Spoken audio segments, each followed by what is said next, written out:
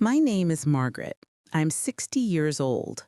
And what I'm about to tell you today will forever change the way you see your own family.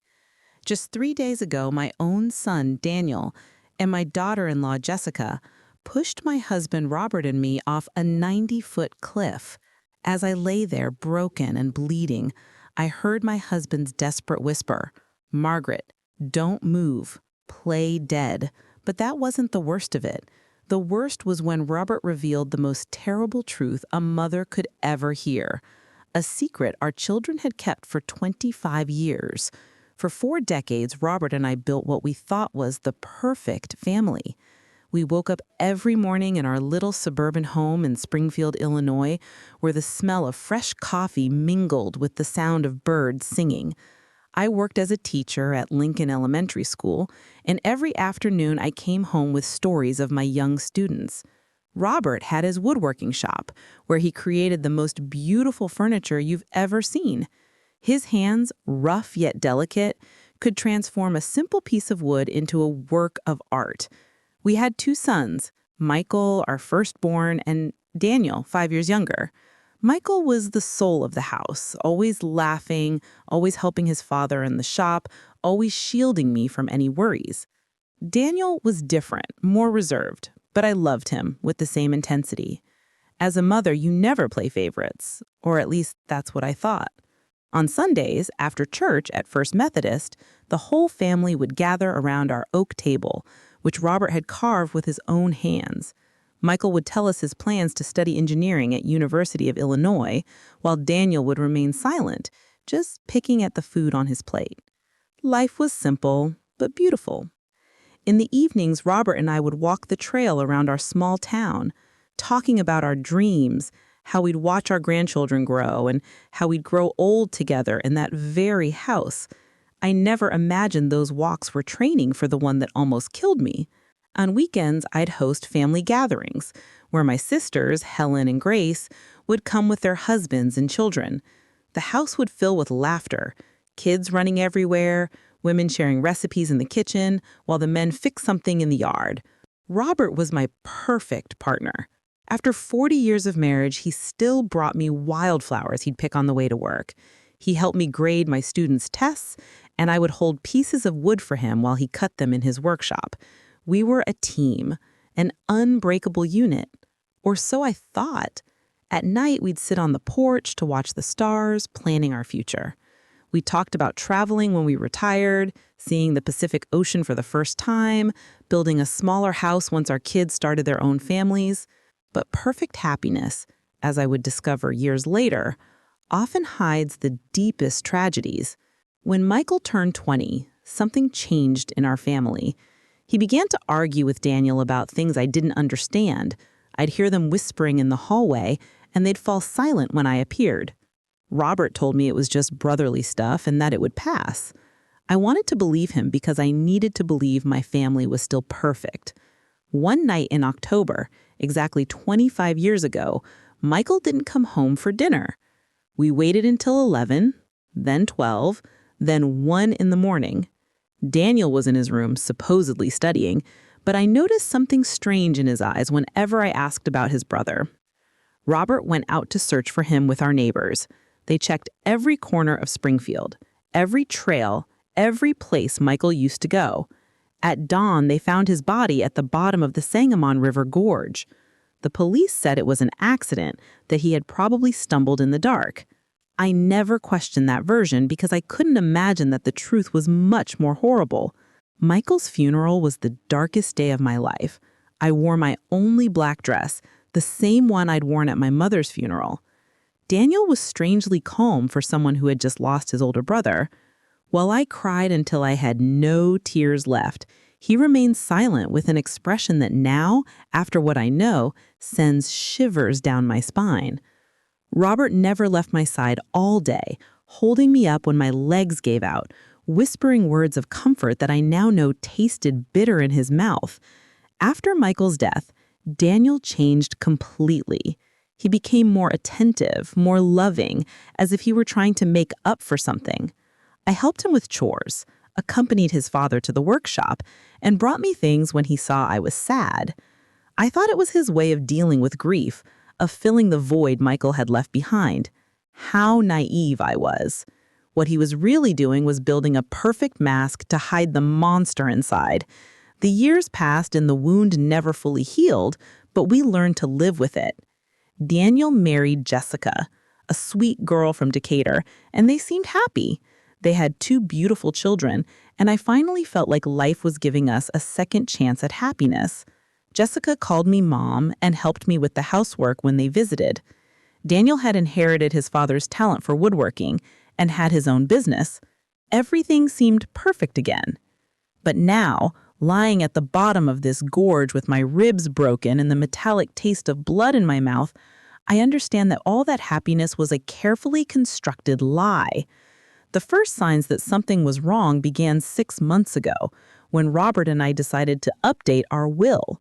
We had saved our entire lives, and between the house, the land I inherited from my parents, and our bank savings, we had nearly $200,000 to leave our children and grandchildren. It was Daniel who suggested we visit the lawyer. Mom, Dad, you're both 60 years old now. It's important to have everything in order. He told us with that smile that now seems sinister. Jessica would nod beside him, stroking my hand with those fingers that would later push me to my death. We love you so much, and we want to make sure you're protected, she added in her sweet voice. How foolish I was to interpret those words as genuine love. The lawyer, an older man named William, whom we had known for years, explained the options.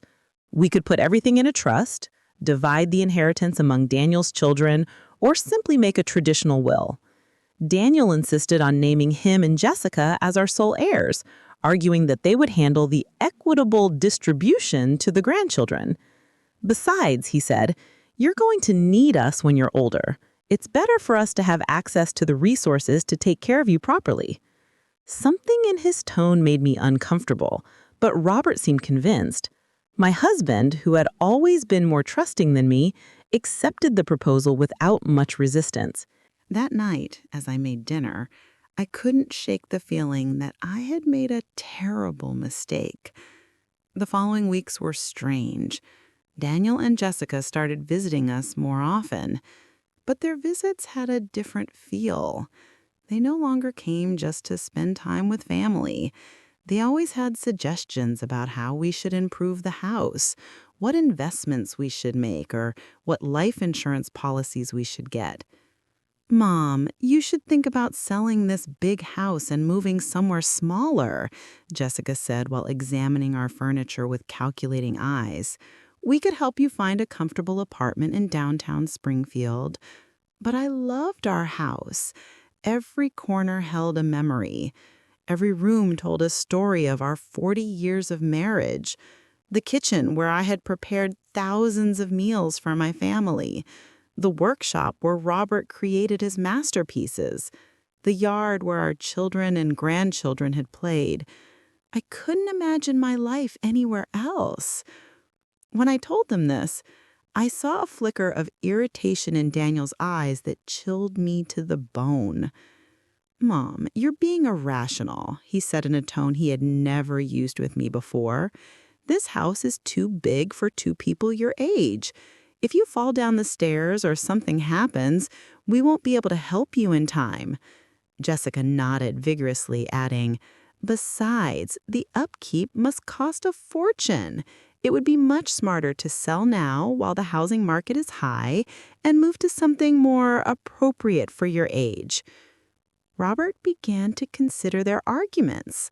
My husband, who had always been practical, started talking about the logic behind their suggestions. But I couldn't shake the feeling that there was something more behind all this pressure. One night, after another of these tense conversations, I asked Robert if he didn't think it was strange that Daniel was suddenly so interested in our financial affairs. Margaret, he just cares about us, he replied while brushing his teeth. Maybe we should consider his suggestions. We're not as young as we used to be. But I saw something in my husband's eyes, a shadow of doubt he didn't want to acknowledge. Now I know that Robert already had his suspicions. that he had started to connect the dots that I didn't even know existed. Things escalated when Daniel suggested we give him power of attorney over our finances. It's just for precaution, he explained while Jessica prepared tea in our kitchen as if she owned the place. If one of you gets sick or has a health issue, we can manage your affairs without legal complications. The way he said it so naturally, so logically, it almost convinced me. But there was something about his insistence that made me nervous. I couldn't sleep that night. I stayed awake staring at the ceiling, listening to Robert's breathing beside me, trying to understand why I felt so uneasy. The next day, I decided to call my sister Helen for advice. Helen had always been sharper than me, more suspicious of people's intentions. When I told her about Daniel's pressure, she was silent for a long moment. "Margaret, doesn't it seem strange to you that Daniel is so anxious to control your money? I mean, he has his own business. He's doing well financially.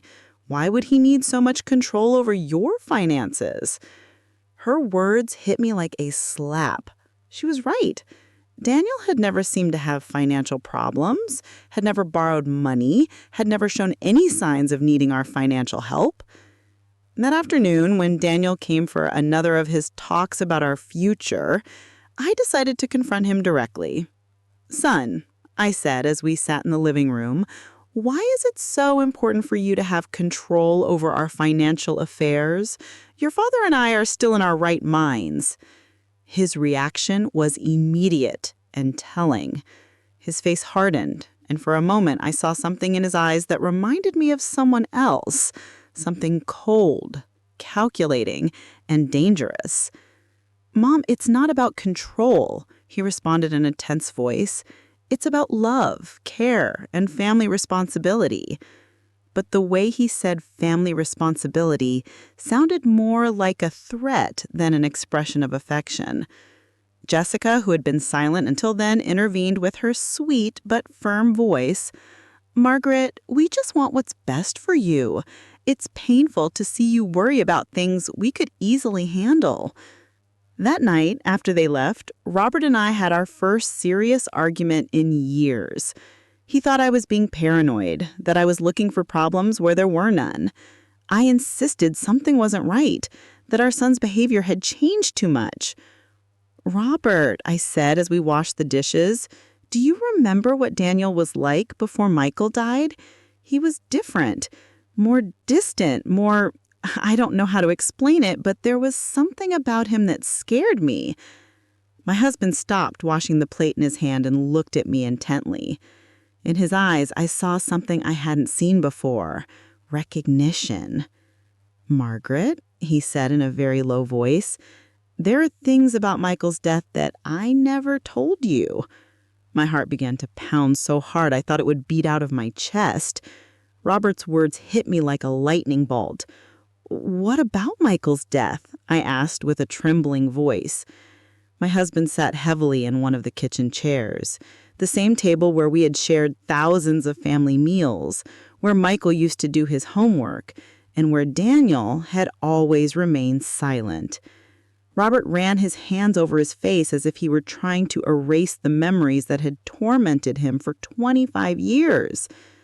"The night Michael died," he began in a broken voice, "Daniel wasn't in his room studying like he told us. I saw him leave the house around 8. I followed him because something about his attitude worried me. He'd been very strange those days, more aggressive, more resentful." My husband paused, looking at his hands as if the terrible truth he had kept for so long was written on them. "I saw them arguing by the gorge. Margaret, I heard them screaming horrible things at each other." My world began to spin. "What were they arguing about?" I whispered, even though part of me no longer wanted to know the answer.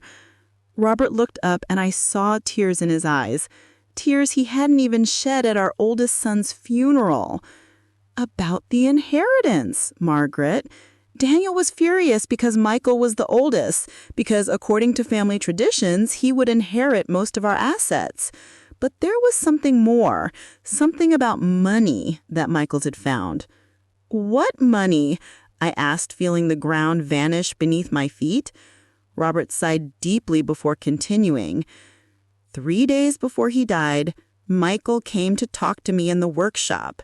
He had discovered that Daniel had been stealing money from the family savings account, small amounts at first, but then larger sums. He had proof. He'd been investigating for months. My mind refused to process what I was hearing. My youngest son, the one who had been so attentive after Michael's death, had been stealing from us since before his brother died. "Why didn't you ever tell me?" I accused Robert, feeling the betrayal multiply twofold. "Because when I got to the gorge that night, it was already too late," he replied in a choked voice. "I saw Daniel standing next to Michael's body. Our youngest son was trembling, crying, and repeating over and over, 'It was an accident. It was an accident.' He looked at me with those desperate eyes and begged me to help him. 'Dad,' he said, 'Michael tripped when he was trying to hit me. I just defended myself and he lost his balance.'"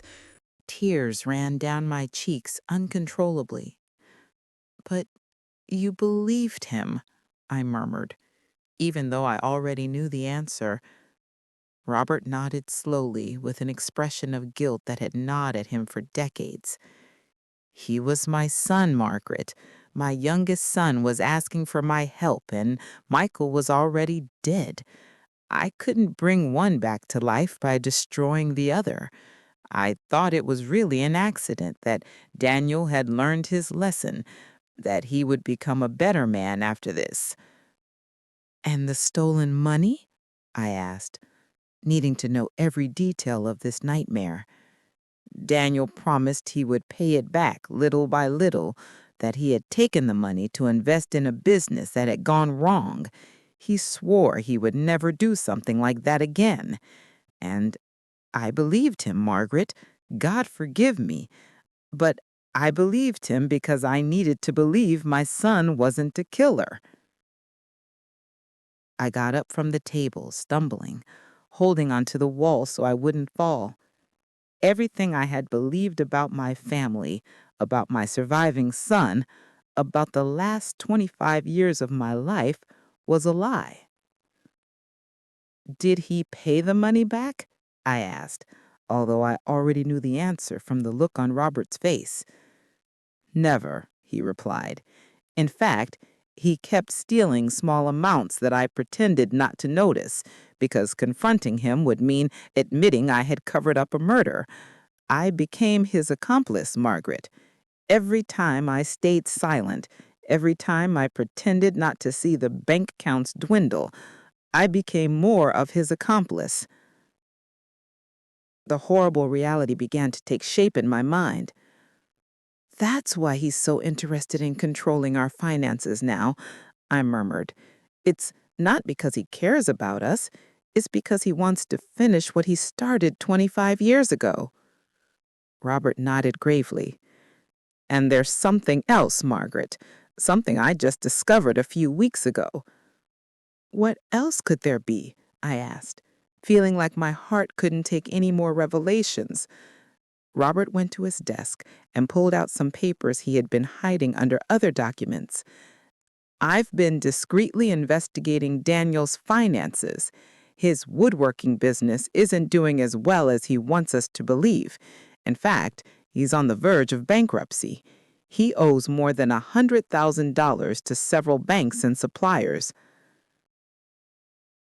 The papers trembled in my hands as I read the numbers. Daniel wasn't the successful man he pretended to be. He was a desperate failure who had been living on lies and stolen money for decades. "Does Jessica know all this?" I asked, remembering her sweet smile and loving hugs.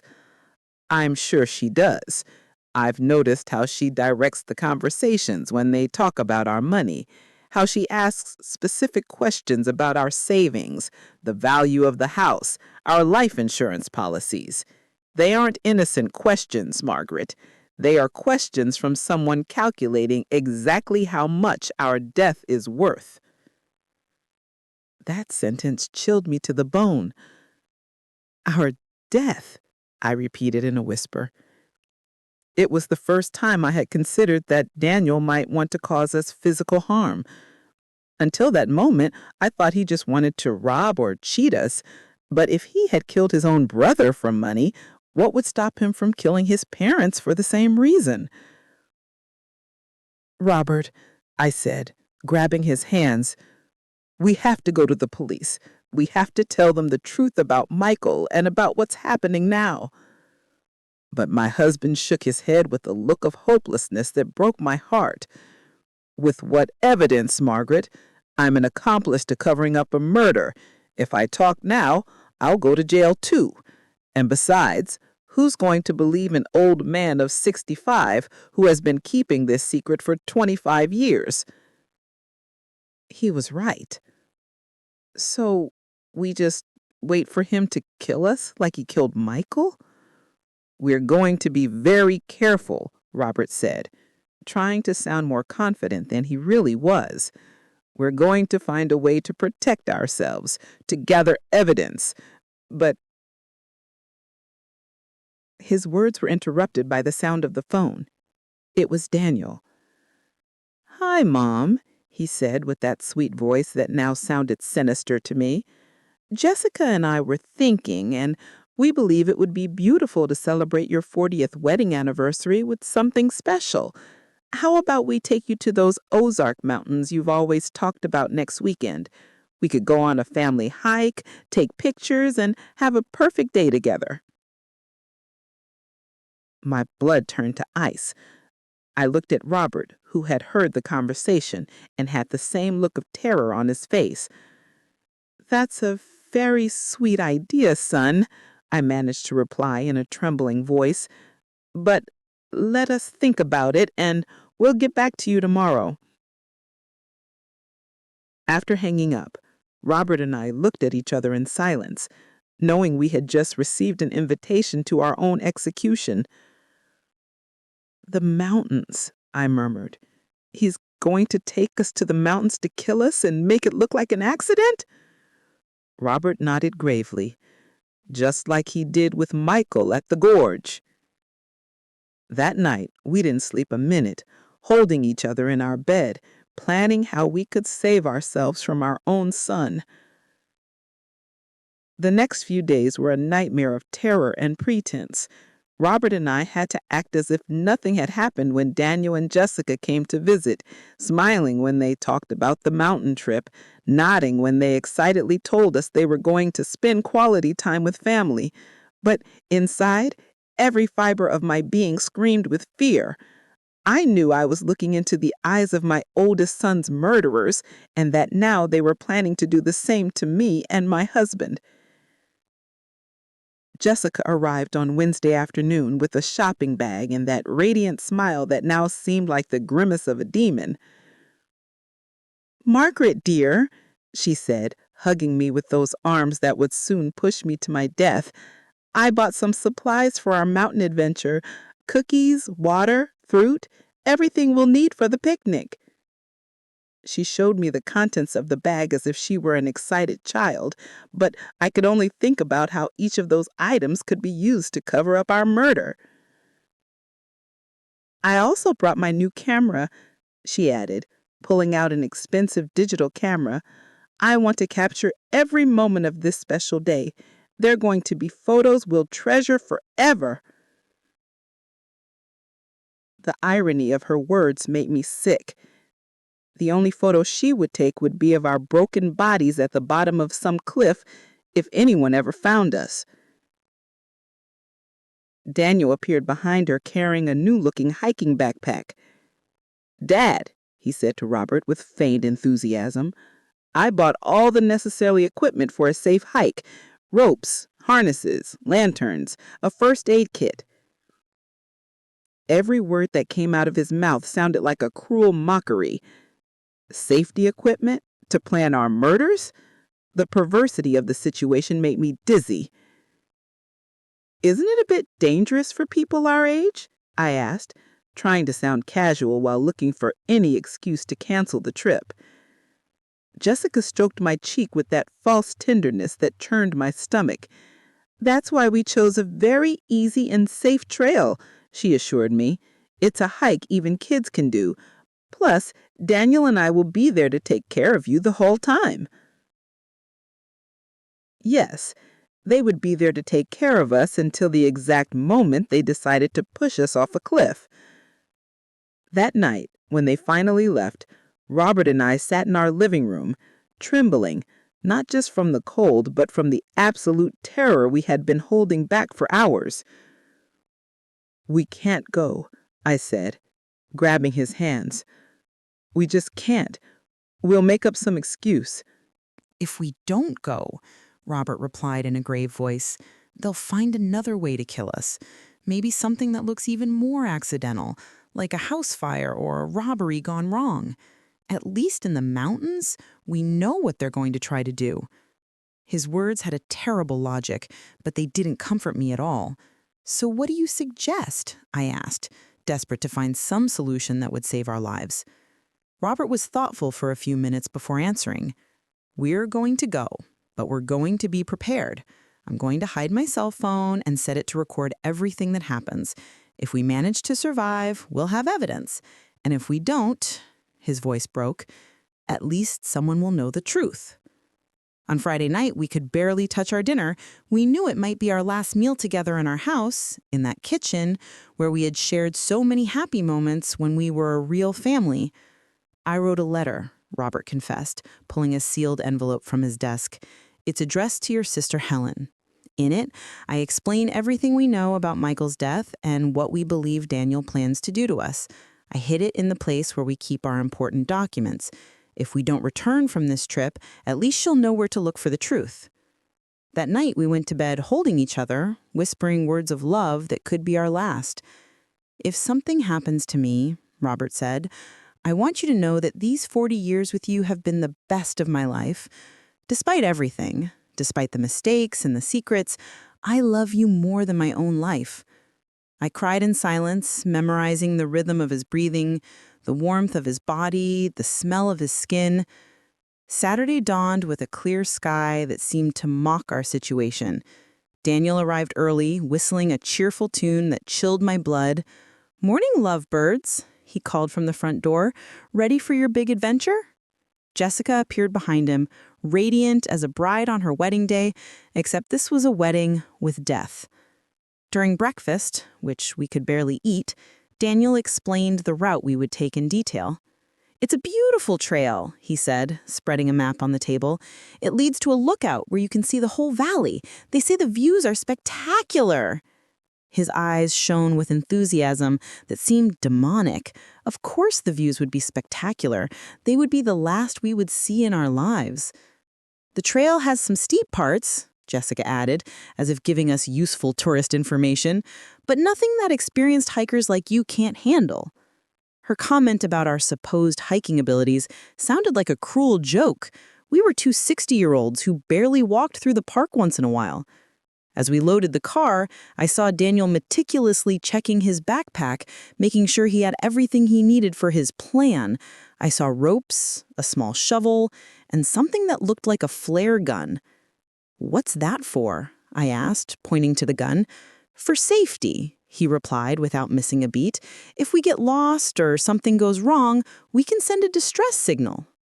Of course they would send a distress signal after pushing us off a cliff so our bodies could be found, and it would be confirmed that it was a tragic accident during a family hike. Everything was calculated. Every detail had been planned to make our murders look perfectly natural. The car ride to the Ozark Mountains lasted 2 hours that felt like an eternity.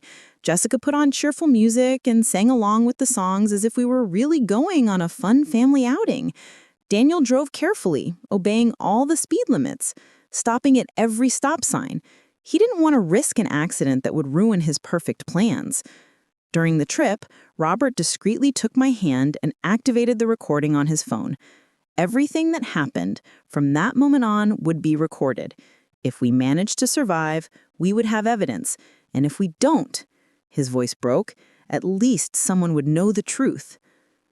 When we finally arrived at the trailhead, my heart was pounding so hard I thought it would beat out of my chest. The place was beautiful, with tall trees and the sound of a nearby river, but for me it had become the setting for my own execution. Daniel and Jessica took their backpacks out of the car, smiling and joking as if it were the happiest day of their lives. "Ready for the adventure?" Daniel asked. And for the first time in 25 years, I saw the same cold glint in his eyes that he had the night he killed his brother. The trail started out relatively easy, winding between lush trees and moss-covered rocks.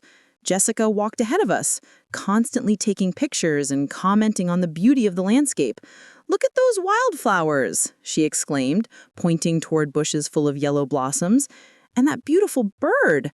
Her performance was perfect, that of a loving daughter-in-law enjoying a special day with her in-laws. Daniel walked behind us, supposedly to make sure we didn't fall behind, but I could feel his eyes on our backs like daggers. Every time I turned to look at him, he smiled with that grin he had perfected over 25 years of lies. "How are you doing, Mom and Dad?" he would ask with fake concern. "Need to stop and rest?" After an hour of hiking, we began to climb a steeper part of the trail. My legs already felt heavy and Robert was breathing with difficulty. We weren't used to this kind of exercise, and our murderous children knew it perfectly. They had chosen a route that would physically exhaust us, making us vulnerable for when the time came to execute their plan. "We're almost at the lookout," Jessica announced, although according to the map I had seen at home, we still had at least another hour of hiking. Her lie confirmed that they had no intention of reaching the real lookout. The place where they planned to kill us must be much closer. During the hike, I tried to memorize every detail of the trail, every tree, every rock that could serve as a reference if I managed to survive, and needed to explain to the police exactly where everything had happened. Robert was doing the same, and we occasionally exchanged glances loaded with terror and determination. We knew we were walking to our deaths, but we also knew it was our only chance to get evidence against our murderers.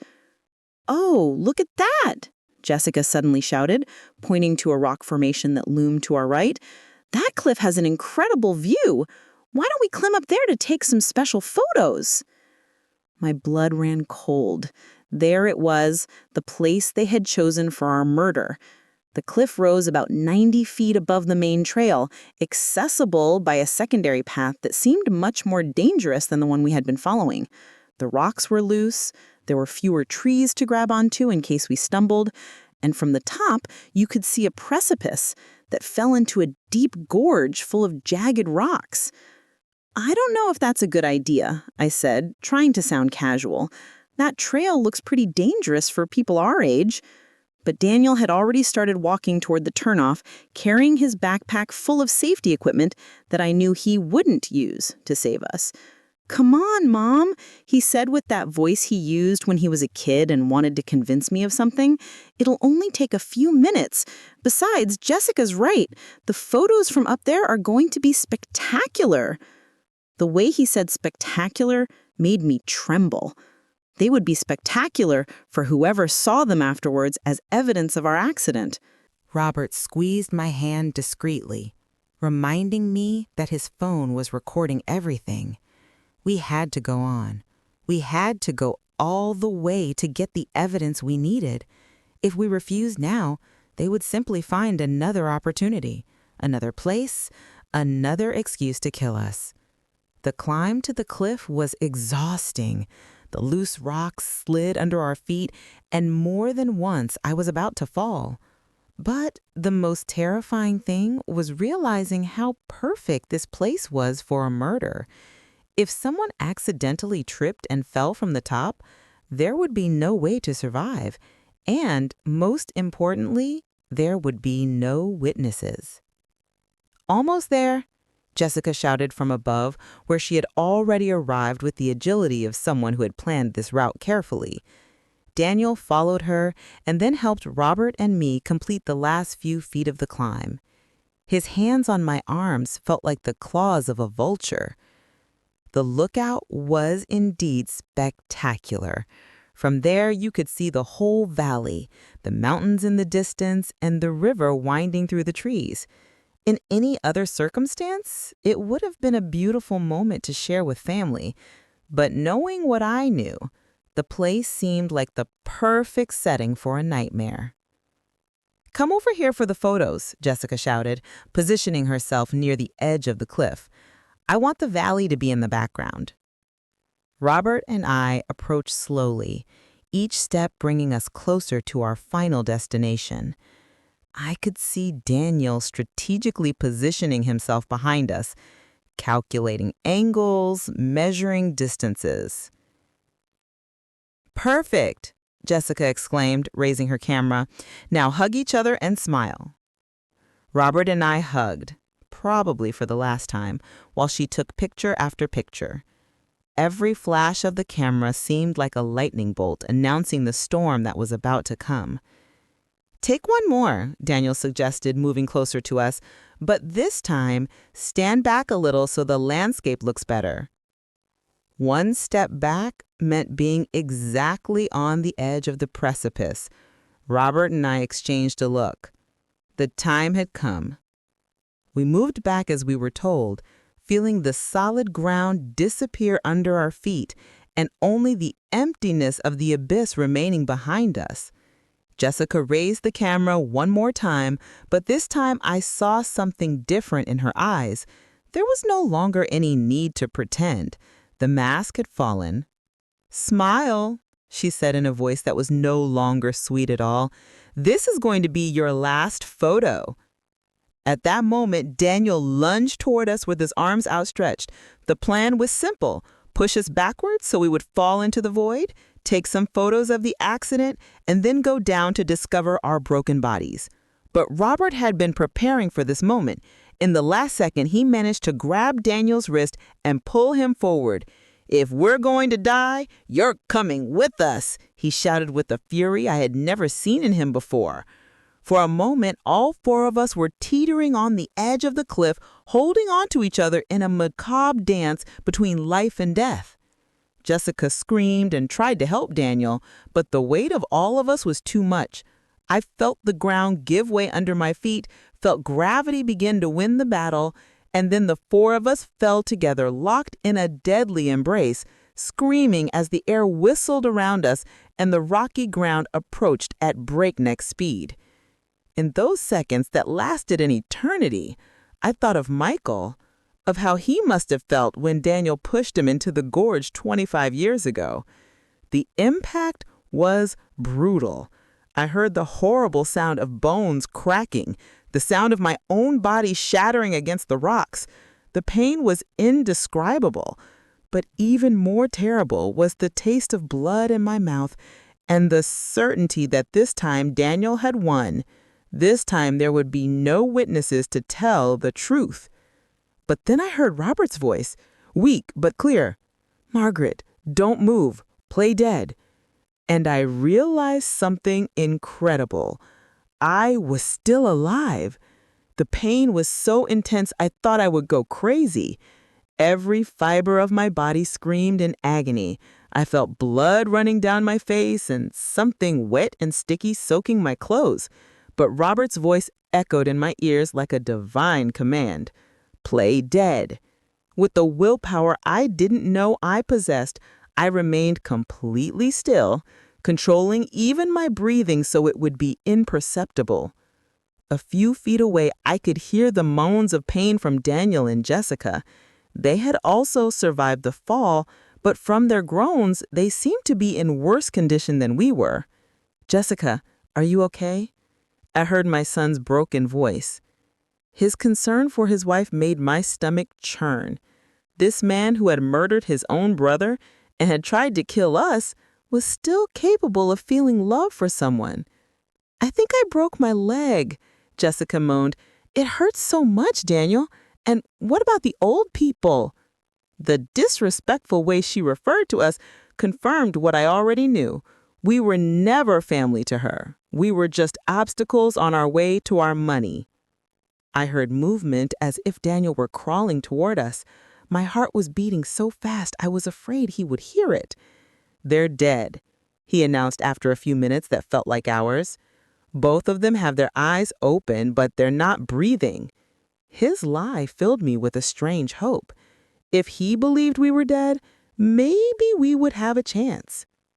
"Perfect," Jessica whispered with a satisfaction that chilled my blood. "It worked just like we planned. Well, except for the part where we fell too." I heard her bitter laugh.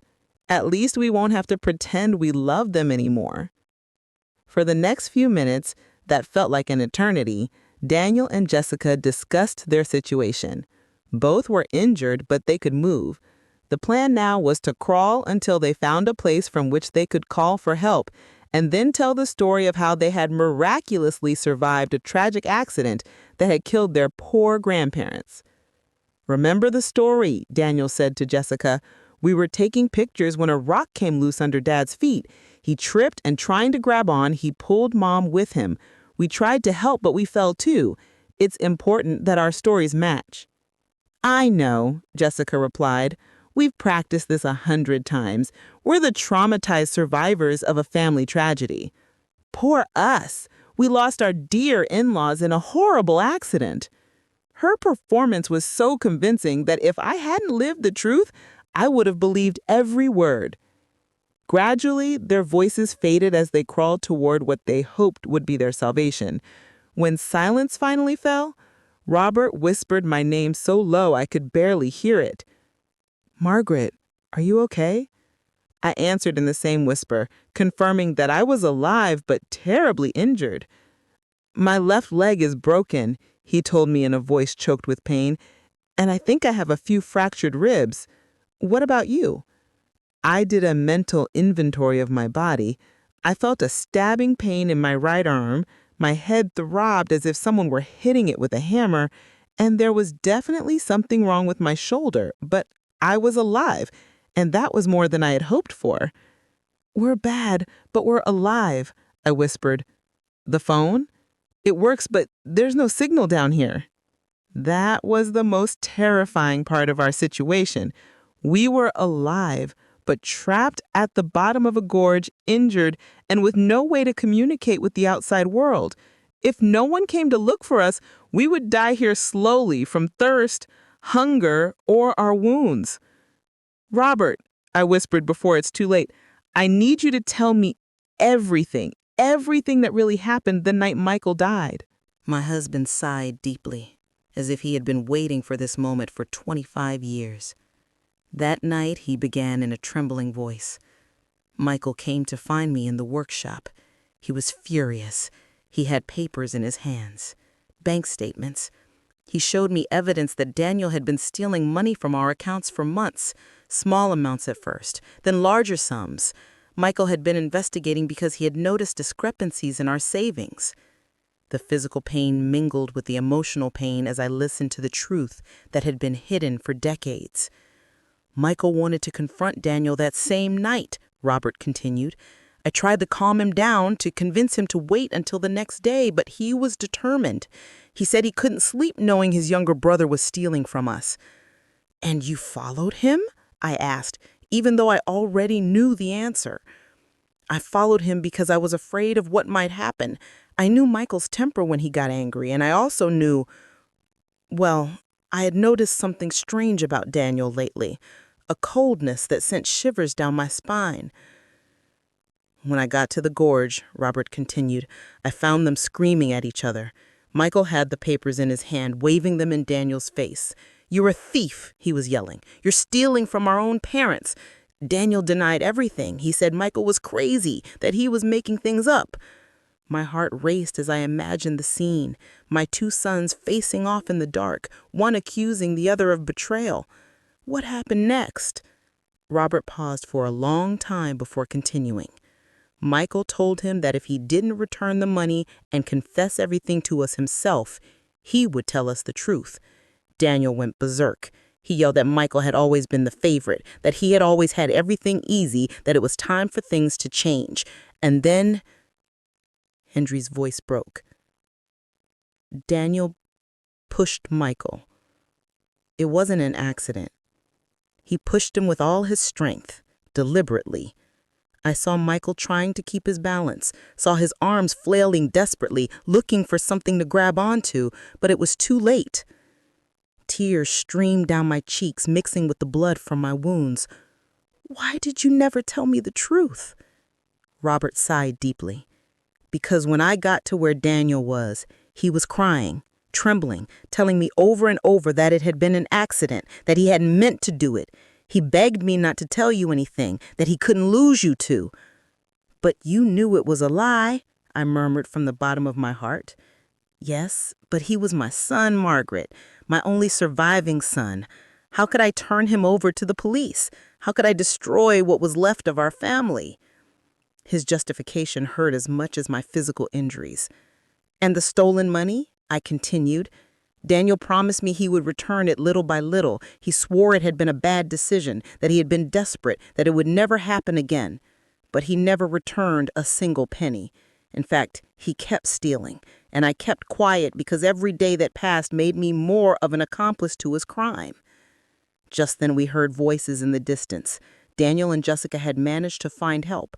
Soon rescue teams would be here, and our murderous children would play the role of their lives, the traumatized survivors of a family tragedy.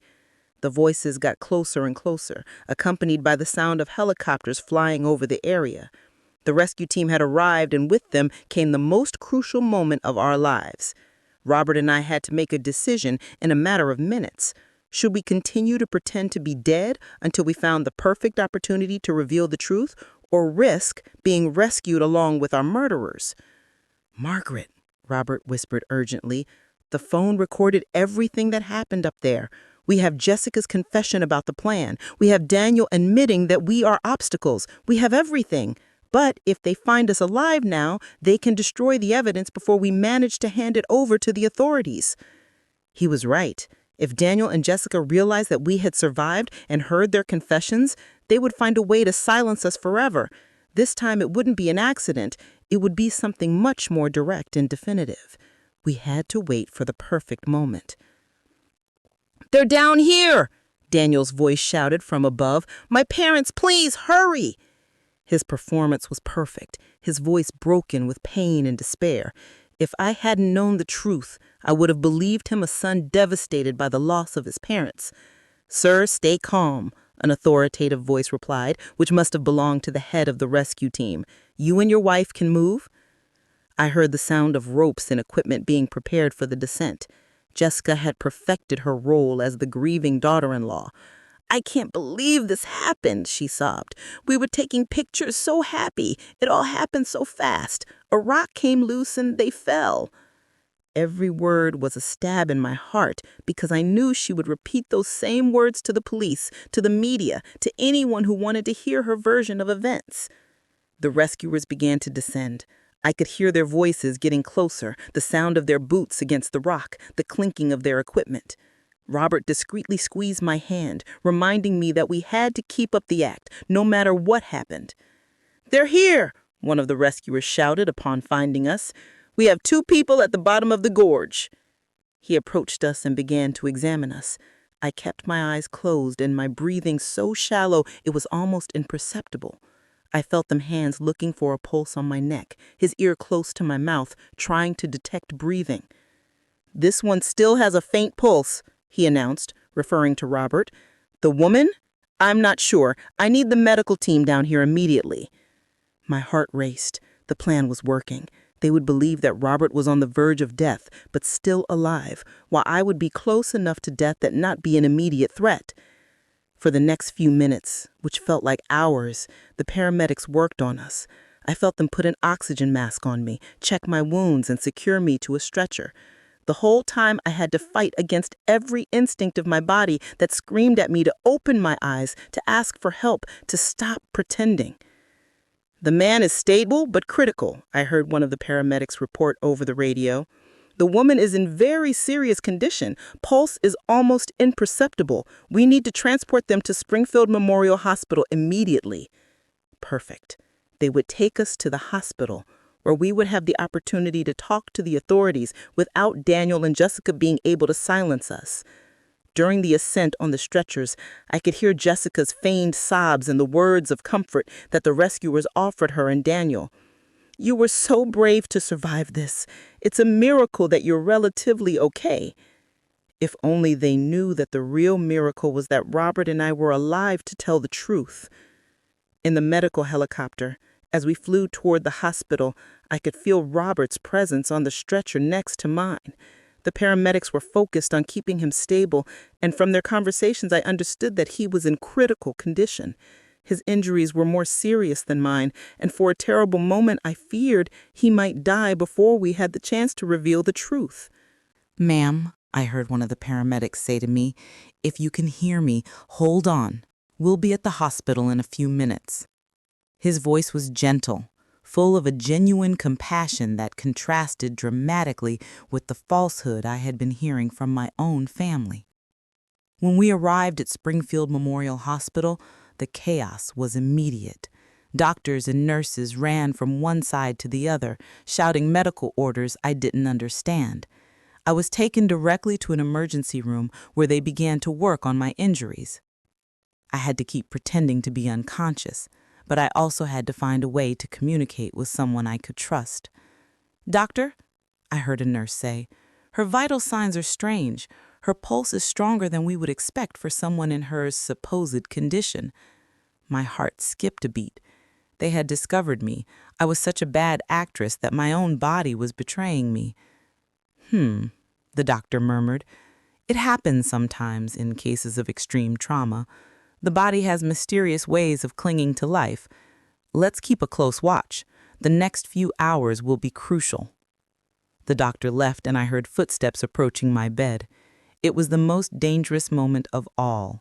I had to convince my murderous son that I was really dying. I felt Daniel's presence next to my bed. His hand touched mine, and it was all I could do not to pull my hand away immediately. "Mom," he whispered, "if you can hear me, I want you to know that I love you. I'm so sorry this happened." His words were poisoned honey, sweet on the surface but deadly in their essence. Jessica approached from the other side. "Margaret, dear, you've been like a mother to me. We'll never forget you." Liar. The only reason they wouldn't forget me was because they would have to live with the knowledge that they had murdered me. But then Daniel leaned closer to my ear and whispered something that chilled my blood. "I hope you've learned your lesson, Mom. You should never have asked so many questions about our finances. Some truths are better left buried, just like Michael." At that moment, I knew our plan had worked. Daniel had just confessed, and even though I had no way to record it, there was a nurse in the room who had heard every word. Daniel's whisper echoed in my ears like a direct confession of his guilt. He had mentioned Michael. He had admitted that some truths should remain buried, and most importantly, he had acknowledged that our questions about finances had been the reason for our accident. But I needed more than that. I needed a full confession that couldn't be misinterpreted or denied later. The nurse who had overheard the comment, a young woman named Sarah according to her ID badge, had frozen next to the monitoring machine. I saw through my half-closed eyelids as her eyes widened in surprise and horror. She had heard something she shouldn't have heard, and her expression told me she understood the implications of those words perfectly. "What did you say about Michael?" Jessica whispered, obviously surprised by the mention of the dead brother. Daniel tensed, realizing he had said too much. "Nothing," he muttered. "I just meant, well, Mom always wondered what really happened that night. I guess it doesn't matter anymore." But it did matter, and Jessica was smart enough to realize that her husband had made a mistake. "Daniel," she said in a tense voice, "let's go. The doctors need space to work." I could feel the tension between them, the mutual understanding that they had said too much in the wrong place. After they left, the nurse Sarah approached my bed. "Ma'am," she whispered, so low I could barely hear her, "I know you can hear me. What I just heard is not normal. If you are in danger, you need to tell me somehow." Her voice had an urgency that filled me with hope. Someone else had started to suspect. Very slowly, almost imperceptibly, I moved my index finger. It was the smallest possible movement, but Sarah noticed it immediately. "Oh my God," she whispered. "You're conscious." I moved my finger again, this time twice. "Yes, listen," she said, leaning even closer. "I'm going to pretend I'm checking your monitors. If you are in danger from those people who are just here, move your finger 3 times. Without hesitation, I moved my finger 3 times. Sarah gasped. They did this to you." 3 more movements. The nurse moved away from my bed and pretended to check my IV while she processed what she had just discovered. I could see in her expression that she was struggling with the decision of what to do. Finally, she approached me again. "I'm going to talk to the doctor in charge," she whispered, "but I need you to keep pretending until we can protect you. Do you understand?" I moved my finger once. The next few minutes were agonizing. Sarah left the room and I was left alone, waiting and praying that she would believe my story and take the right actions. Finally, I heard footsteps approaching. It was Sarah accompanied by an older man who must have been the chief doctor, and surprisingly, 2 police officers. "Ma'am," the doctor said in a low voice, "Nurse Sarah told me about your situation.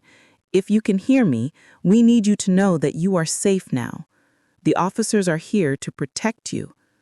A wave of relief so intense almost broke my act. "Can you open your eyes?" one of the officers asked. Slowly, very slowly, I opened my eyes. The hospital light blinded me for a moment, but I gradually managed to focus on the worried faces surrounding me. "Thank God," Sarah murmured. "I thought I was going crazy." "Ma'am," said the police officer, a middle-aged man with a serious expression, "I'm Detective Martinez.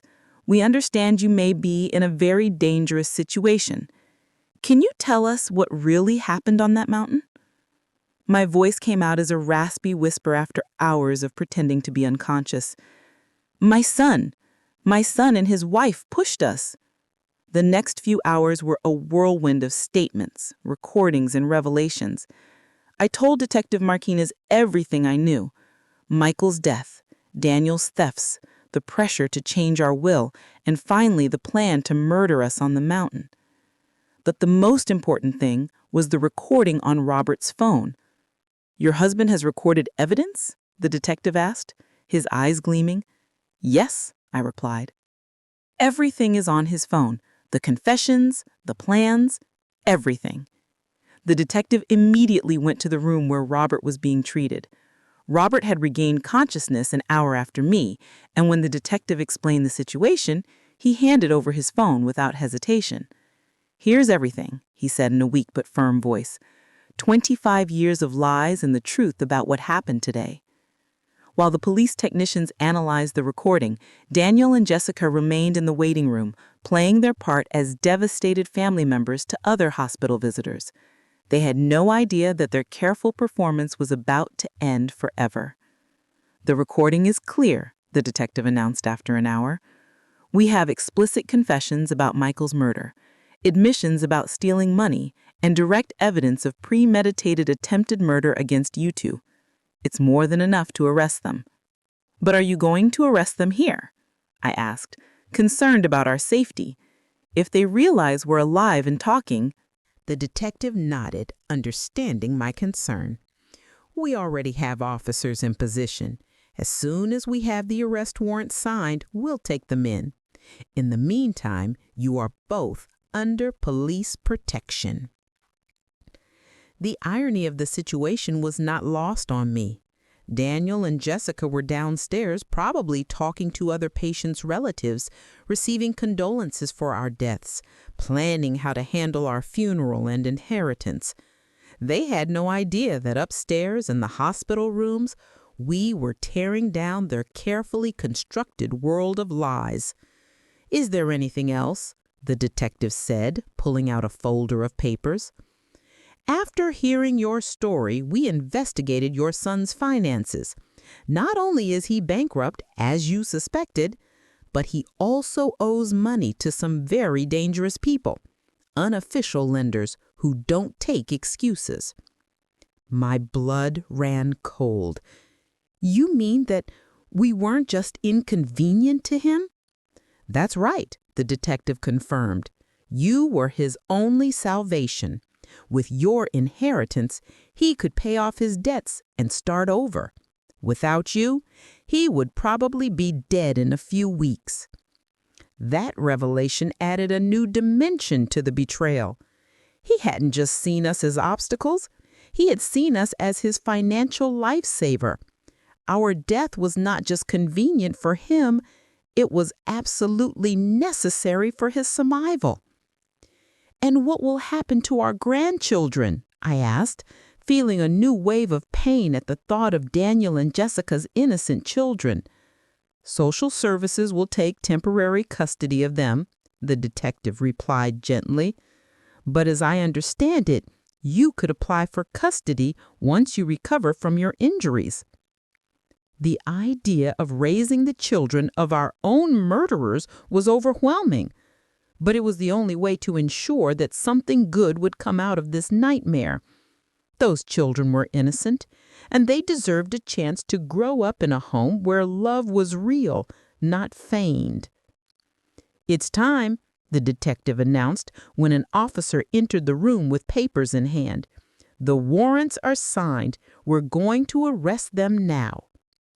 Through the window of my room that overlooked the hospital parking lot, I could see police officers discreetly positioning themselves.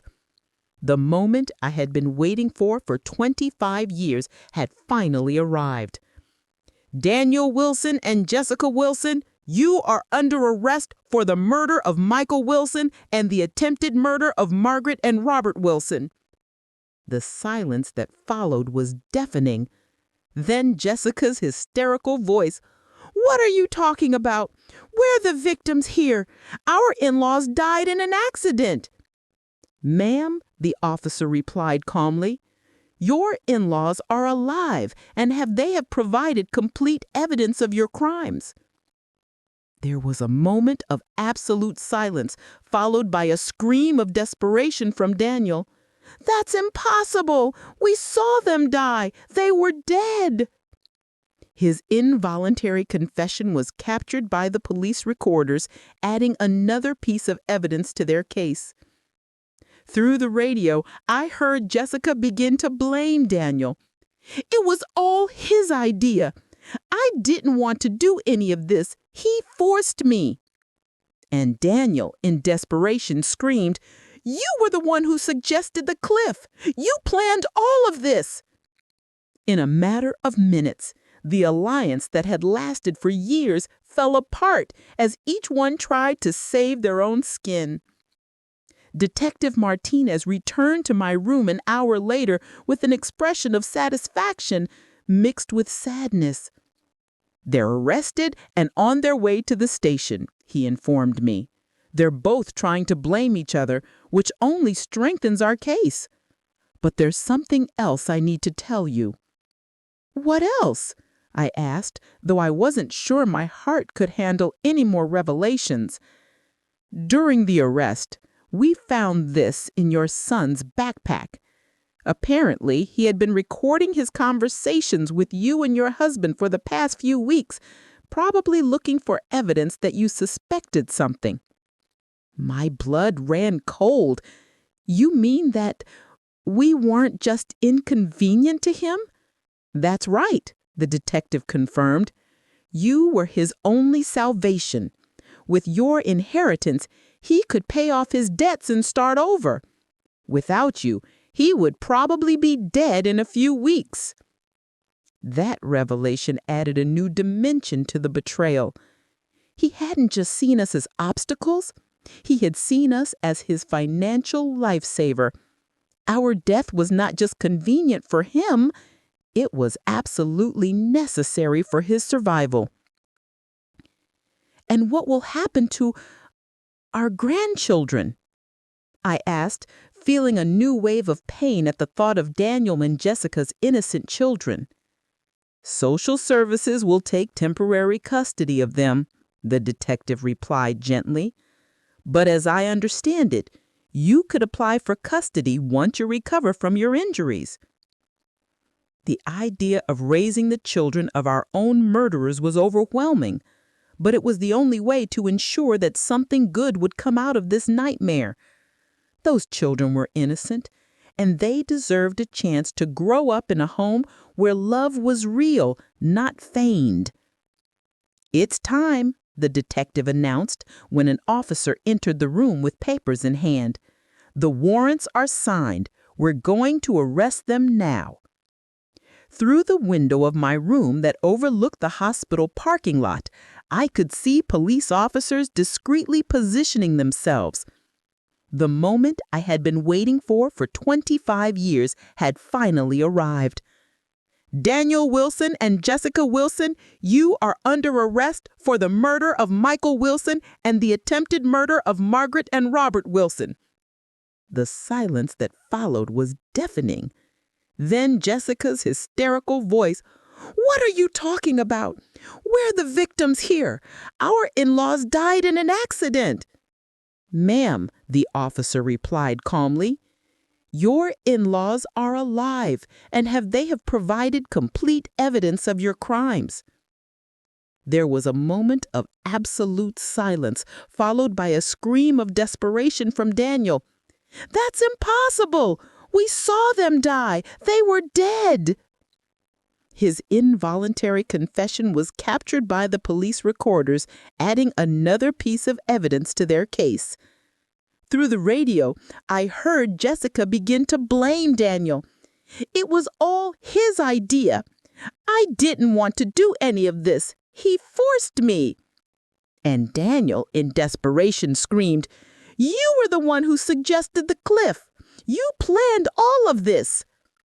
In a matter of minutes, the alliance that had lasted for years fell apart as each one tried to save their own skin. Detective Martinez returned to my room an hour later with an expression of satisfaction mixed with sadness. "They're arrested and on their way to the station," he informed me. "They're both trying to blame each other, which only strengthens our case. But there's something else I need to tell you." "What else?" I asked, though I wasn't sure my heart could handle any more revelations. "During the arrest, we found this in your son's backpack. Apparently, he had been recording his conversations with you and your husband for the past few weeks, probably looking for evidence that you suspected something." My blood ran cold. "You mean that we weren't just inconvenient to him?" "That's right," the detective confirmed. "You were his only salvation. With your inheritance, he could pay off his debts and start over. Without you, he would probably be dead in a few weeks." That revelation added a new dimension to the betrayal. He hadn't just seen us as obstacles. He had seen us as his financial lifesaver. Our death was not just convenient for him, it was absolutely necessary for his survival. "And what will happen to our grandchildren?" I asked, feeling a new wave of pain at the thought of Daniel and Jessica's innocent children.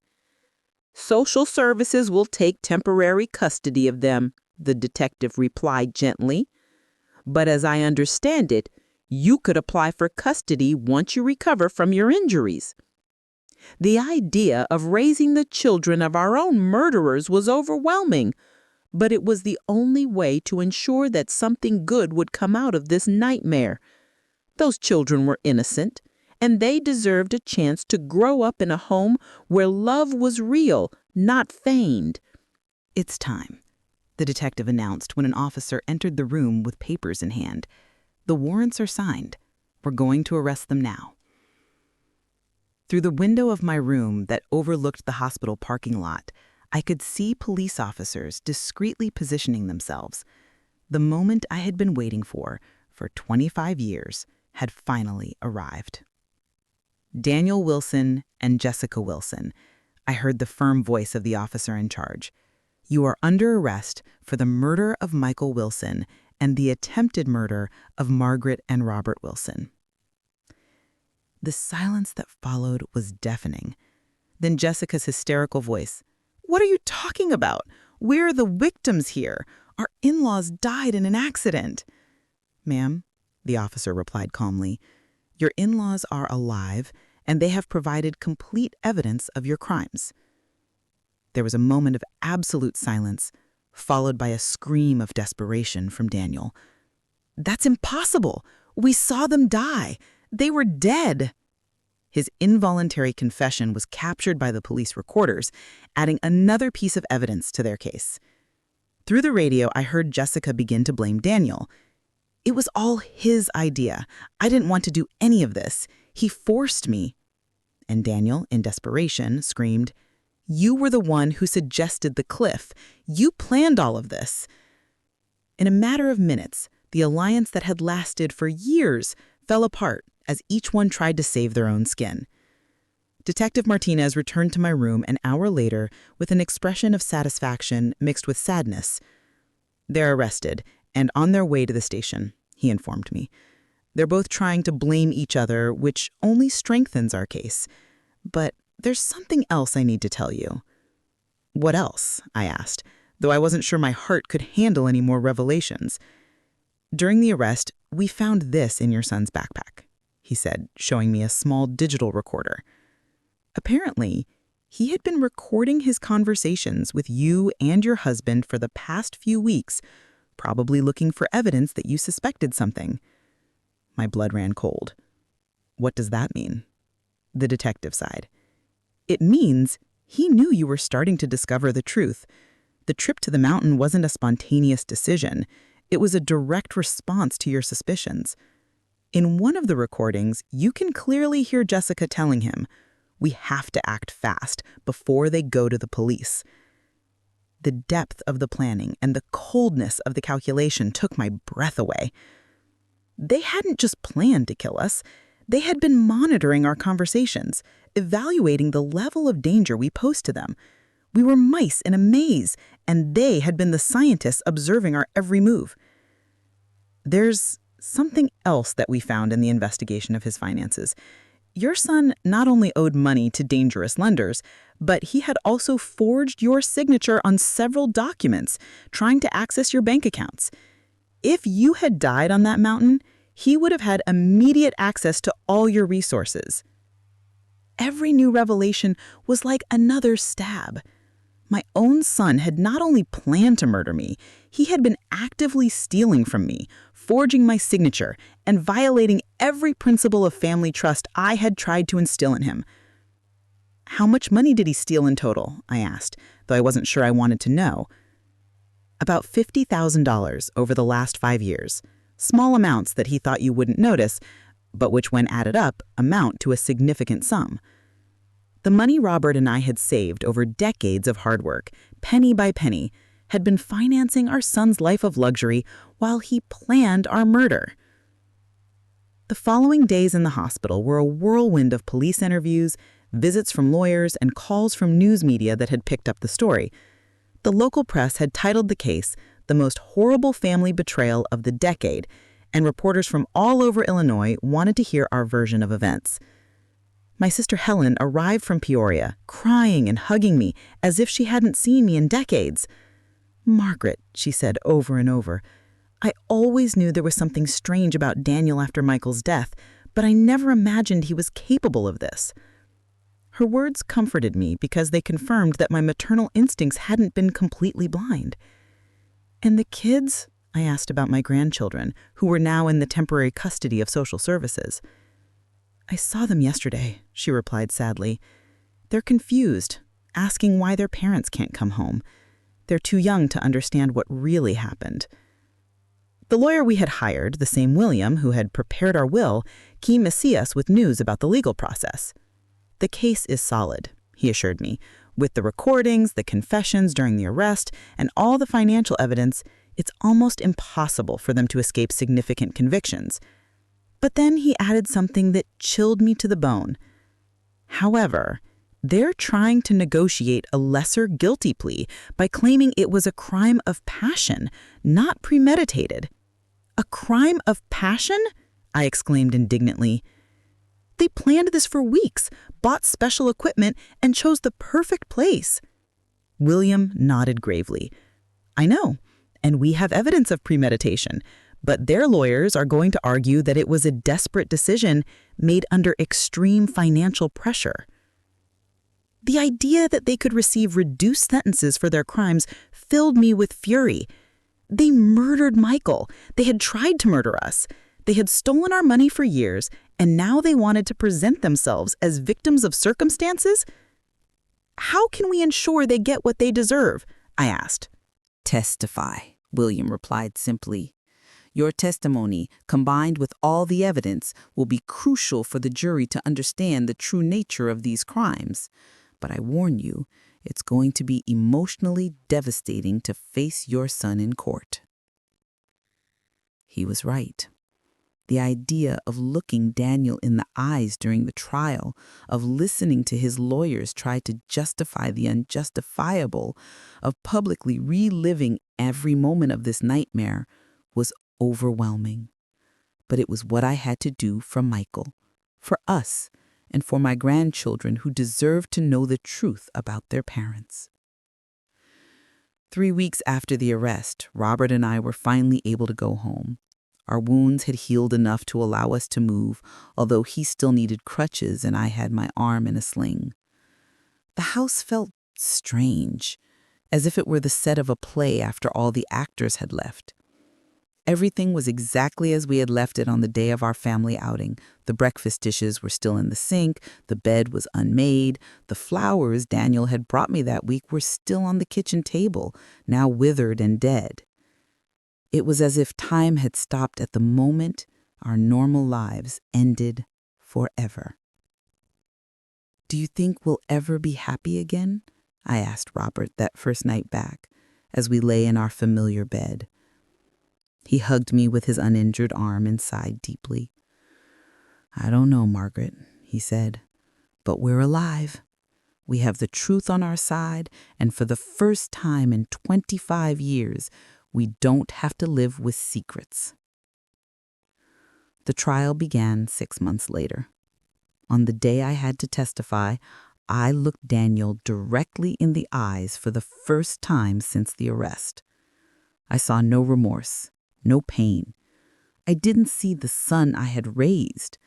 I saw a cold and calculating stranger who had disguised himself as my son for decades. When I finished my testimony, after recounting every horrible detail of our experience, I addressed him directly from the witness stand. Daniel, I don't know who you are, but you are no longer my son. My son died the night you killed Michael, and what has been living in his place for 25 years is a monster that I unwittingly helped raise. The jury deliberated for 3 days before finding Daniel guilty of first-degree murder for Michael's death and first-degree attempted murder for what he did to us. Jessica received the same conviction as an accomplice. Both were sentenced to life in prison without the possibility of parole. Now, 1 year later, Robert and I have begun the process of formally adopting our grandchildren.